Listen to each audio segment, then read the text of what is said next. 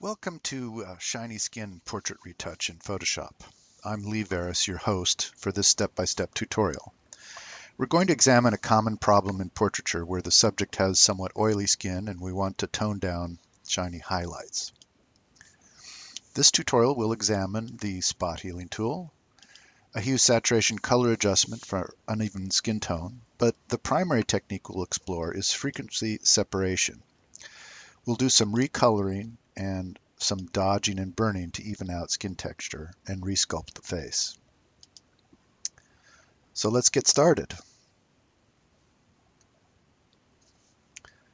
Okay, so here we are in Photoshop, and I have this portrait here by Douglas P. Zach, who's very graciously allowed me to use it in this demonstration. And we have, God, we just have this great shot of this great face, and Douglas wanted to knock back the shine on, the oily skin. And how do you do that?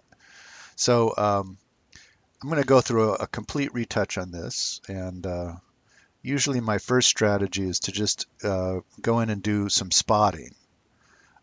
So for that, we have to kind of zoom into 100% here.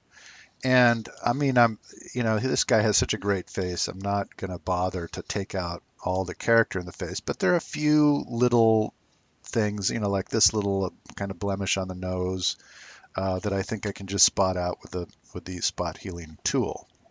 So I'll make my empty layer for spotting. And let's see, let's get the spot healing tool right here. Here's the spot healing brush. Okay. And really the strategy here is just to cover up the area that you want to remove using content aware up here, and see what that looks like first. Okay, so not bad. Sometimes you have to kind of, do it a couple times to get a good texture to replace what was there before. And we might go around and just, little things that we think we can take care of. I'm not going to deal with these veins right now because I have a couple other techniques for that. But we might, take out some of the extra, hairs here, or anything that little hair wisps and things that we might want to remove. We can always take those out.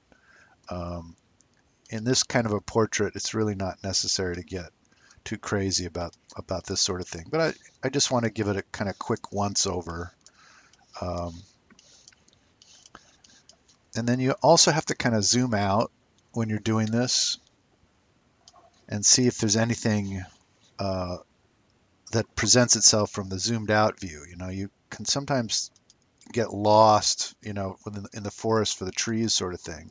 Here's a little thing that caught my eye before, so just kind of knock that back. And this little kind of spot here, I can probably mitigate that. Let's see, now that's kind of a big area, so sometimes the spot healing tool isn't as good for that sort of thing, but let's find out. Okay, not too bad. I think I'll accept that. And that's all the spotting I'm going to do. Okay, now the next thing I'm going to take care of, because it affects how I judge the texture and the color and everything. He's a little red here. I mean, he probably has sort of a red complexion, but for a normal good skin tone, I'm looking over at the CMYK numbers up there in the upper right corner in the info panel. And normally we'd want to see yellow be a bit higher than magenta in a skin tone, and here we have the opposite. And there's probably, a few areas in the face where that color is better. So here the yellow is almost equal to magenta, but overall it's still way too red. So now he's got fairly good neutrality in the gray hair here. It's a little on the warm side, but that's sort of to be expected. And it doesn't look like there's like a serious color cast. He's wearing a black shirt and it's almost neutral there, 59, 59, 61. So I don't think there's a overall color issue. It's just that, we'd like to make his skin look a little less red. So that suggests that we use hue saturation. So I'm going to use a hue saturation here, and we'll target reds. And once I get into a specific color range to target, once I get off of master, I see these little eyedroppers. So I'm going to select the leftmost eyedropper and try to find the reddest color here. We're almost 20 units higher in the magenta than the yellow. So this is a pretty red color right here on the tip of his nose. So we'll just click on that. You see the little color range selector down here just shifted over just a little bit. Now that's the reddest color. I'm going to try and subtract the least red color, which I think is kind of in here, or maybe over here. Here's one that's there where the yellow is equal to the magenta. You can see in the numbers up there in the upper right. So I'm going to subtract that from the range, and you notice how this little dark area trimmed in got smaller. So this is the fully targeted color where we're going to shift it 100%, and then it ramps off into the surrounding colors. So just to visualize what I'm going to shift, I'm going to move this all the way over, do kind of a ridiculous hue shift. And the cyan colors are the ones that are fully targeted.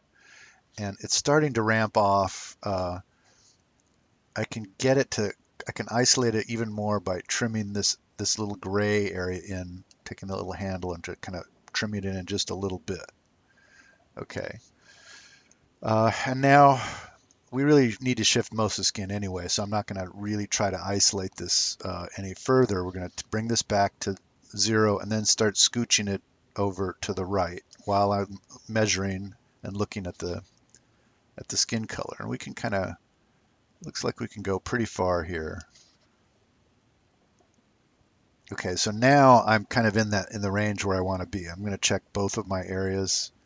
Here, this is a paler color, but it's now at least the yellow is higher than magenta, and the yellow is higher than the magenta here on the nose and on the cheeks, everywhere.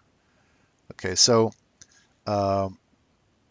sometimes you can go too far with this, but we'll stop right here, and then we can adjust. Maybe bring back a little more color variation by reducing the opacity of that. But I still want to keep that. I'd rather keep that nose a little less red. So sort of in this range where yellow is just a little bit higher than magenta, and we'll accept that. Okay, so that's taking care of the color. Now I want to deal with this glossy sort of shine on his face, and the best approach for this, because we do still have a sense of texture in here, the best approach for this particular problem is to do some frequency separation retouching. And so this is the technique for that. I'm going to create a merged copy of all three of these layers at the top. And I can do that. I don't need this info panel anymore, so I'm going to shrink that down. And the shortcut for doing the merged copy is to hold down the Option or Alt key and select Merge Visible. And I'll tell you there's a keyboard shortcut for this, but it involves more than 2 keys. And I sort of keyboard challenged, so I find it easier just to select, hold down 1 key on the keyboard and select that menu option there. So now I have a copy. And then we're going to duplicate this layer so that I have 2 copies of the merged effect of all these 3 layers. So these 2 are identical. This one at the top is going to be our texture. This one right here will be our smooth layer. Okay. And the goal right now is to run a filter to smooth out the skin here. I'm going to go ahead and protect myself here. I'll make that layer into a smart object so I can change my mind about the blur after I've run it. So I'm going to convert to smart object, and now I can run a filter. So we'll just use Gaussian blur here. And my goal is to completely eliminate the texture. So I've got just a sense of it here. I have to look at the zoomed out view as well as the zoomed in view. I'm eliminating the micro texture here, but I think I want to get just about everything, the full texture of the skin into the texture layer. And so I need to eliminate the full texture here. So I'm blurring with a fairly high radius here to make sure that that's eliminated the texture completely. Okay, so now that I've run that, and I can revise this filter later after I've got this effect in place, I'm going to turn on my top layer and target it. And then I'm going to use Apply Image. So go Image, Apply Image, and then we get the Apply Image dialog. And what we're doing, we're not going to use the merge layer, we're going to use the smooth layer since we've targeted the texture layer, and we're going to subtract the smoothness from the sharpness, and that will give us, will eliminate the color mostly here. These numbers are important. The scale is 2 and the offset's 128. This is important so that we get a base of middle gray, and that will allow us to change the apply mode for this layer, which will restore the focus. Okay, so the subtract, scale of 2, offset 128, very important for this technique. And so now we change the apply mode from normal to linear light. And you see now the focus returns and it's identical to the original image, at least the focus of the original image. And we've got now texture and color in kind of two different layers. Okay, so the basic approach here now to get rid of this shine, we're going to put another layer right here underneath the texture layer and above the skin smoothing layer. And I'm just going to get a brush and sample a skin color that's not in the highlight. So just right next to it, I'm going to reduce the opacity here. If I just hit the number key, I can say 20%. And I'm just going to paint into this layer this color, and it sort of knocks back the sheen. Here, well, let's turn that on and off. See, so I'm replacing the white color that's underneath with skin color. And down here, we'll do the same thing here. I want to sample a color that's next to that region and gradually kind of paint it in.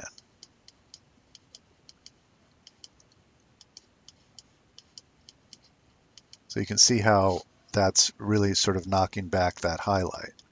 It's essentially replacing it with the skin color, but I don't want to completely eliminate that highlight. I still need to keep some shape there, so that's why I'm painting it at low opacity. And we can kind of work the shading of these a little bit, kind of work the darker parts in sort of from the outside in and leave a little bit of shape in that highlight.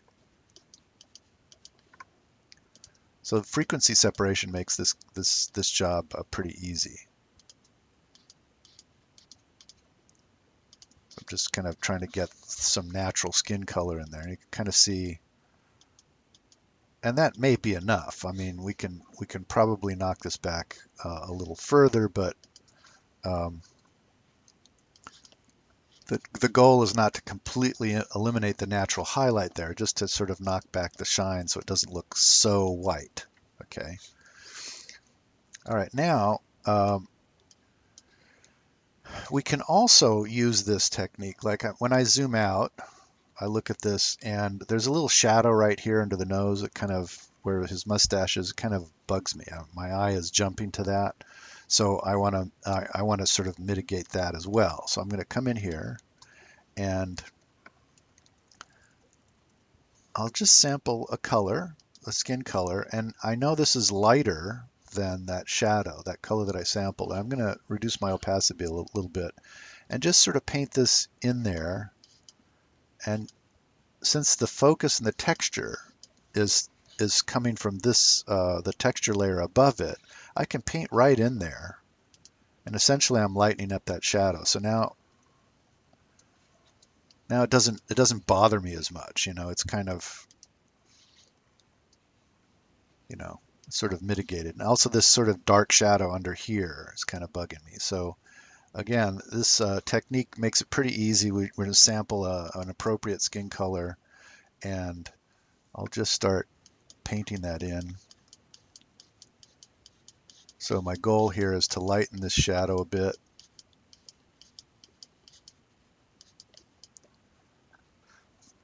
And can sample from surrounding area. And I'm just kind of softening the edge because I'm getting this color to gradually match the area next to it.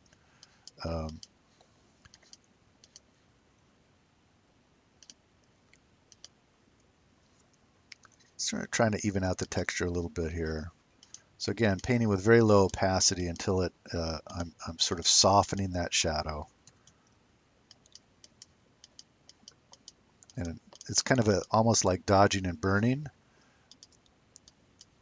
But I'm using the color of the skin. And now let's turn off the texture and look at what's going on. Okay, so you can see what's happening is I'm gradually replacing this dark shadow color with a lighter color around it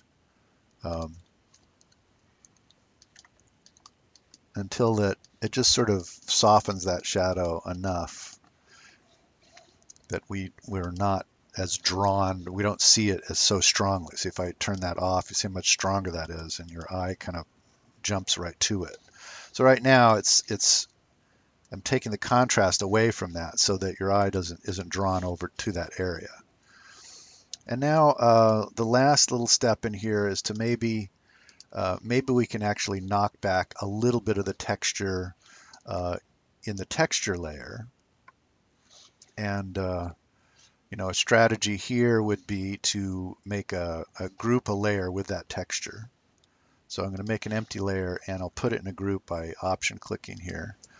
And this is this will be a retouching for that texture. And here's our recolor layer. Okay, so now we'll work on the texture just a little bit. And if I turn this into we'll use soft light, I can do kind of dodging and burning in it. So I'm going to paint in it with white or black to dodge or burn, and I want to have my my opacity way down. So we want it at 5% or less. So let's see. I'll start with a little bit of white, and I'm not trying to eliminate anything. I'm just going to kind of lighten a blemish just a little bit, and just so you can see, I'm just sort of knocking that back because I'm painting in with white, and in a soft light layer that's going to lighten the texture that's already there. Okay, so I can kind of get in there and just pore by pore sort of just knock back some of this texture. Just lighten it up just ever so slightly, just the ones that kind of catch my eye. So he's got kind of a little divot in here. We'll just kind of dodge it back just a little bit. And it's much better to do this a little bit at a time.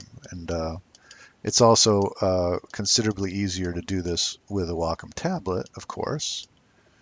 There's my little plug for Wacom, but I will let you in on a little secret. I'm actually using a mouse right now.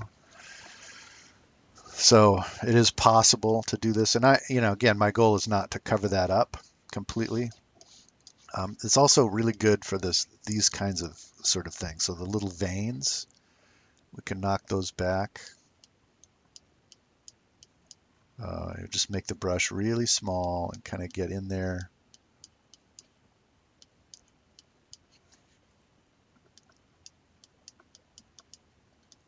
And gradually, knock those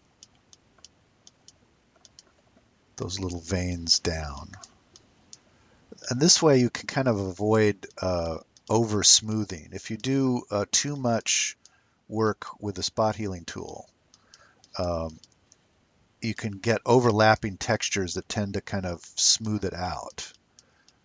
So you don't, if especially with this really textured skin, the less of that type of retouching you do, the better. And this really kind of avoids that whole issue. So we just get in there and we lighten things that are too dark without trying to take them away completely, and see how effective that is at kind of making that stuff disappear. And I could go around also and kind of work the folds under his skin a little bit like that. And, trying to decide if I should lighten the eyes a little bit. We might be able to do a little bit of that in the same layer, the same soft light layer. So if I brush with white, again, I'm going to be lightening the texture, but that's also going to be affecting the underlying image. Let's bring up my intensity just a little bit here. Make a, we're just going to ping those highlights just a little bit. So I'm painting with white, and that is lightening what's already there. Okay, and we can very subtly also sort of lighten the brown color of the eye just a little bit. And I usually go kind of opposite where the catch light is, just to give it a little bit more brightness in there. You can also work the white of the eye a little bit if you want.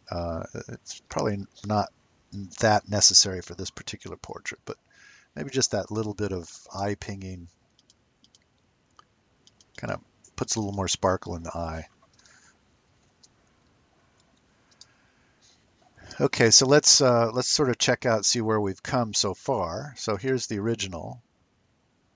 Okay, and notice how the thing that I really noticed are these dark areas, which I've softened out without destroying the texture of the skin. And our highlight also is improved. One last thing I'd like to do is maybe add a little bit of vignetting, just to kind of finish it off. It's a nice, for this type of formal, a studio type portrait, I think it's a nice effect. So I'll make an empty layer at the top, and I'm going to paint into this layer with a gradient at low opacity, and my gradient style is the second one, which is foreground to transparent. So get the title in, foreground to transparent. That's important. So we're going to paint in with a gradient, and it will build it up gradually, and that's why we're using low opacity. So the trick is just to pull it in from the sides. It's like doing edge burning.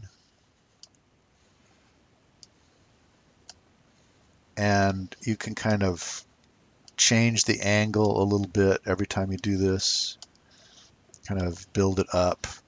And even if you kind of do it too much, you can bring it back because it's in a layer. So notice how I'm just sort of gradually bringing this up, and I'm completely unconcerned about covering up going over the face, right? Because it's in a layer, and I can just reduce the opacity of that later. So usually my strategy is to go a little bit too far and then just come back with the opacity. So something like that's probably good. And then just to make sure that I'm not covering up, I mean, in this case, I think it's probably helping the top of the head getting a little darker there. But I could put a layer mask in there and brush back over the face, where just to make sure that I wasn't covering up the face with this vignette tone, right? Okay, so there we are, and here's where we started. I think we made a big improvement here, and thank you for watching. I hope you enjoyed this look at some advanced techniques for portrait retouching. You can find much more information on my website and my blog. I have a YouTube channel with lots of video tutorials, and you can follow me on Twitter to find out about my various classes and workshops. Thanks for watching.